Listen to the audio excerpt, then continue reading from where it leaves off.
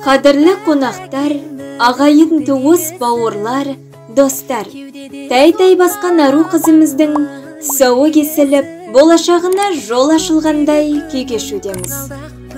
Құтты болсын бұл қадамы баланың, ешқашан сүрінбесін, дұшпан көзіне ілінбесін, әрдайым күлімдесін дей отыра, сіздерді Айшаның 1 жасқа толуы мен тұсаукесер тойына арналған салтанатты дастарханымыздың қадірлі қонағы болуға шақырамыз. Қазан айының 23 жұлдызы күні Теміртау қаласы Жанар мейрамханасы сағат 13:00-де басталады. Той иелері әжесі Гүлжан, Дархан Нұрсипат, сіздерді асыға күтеміз.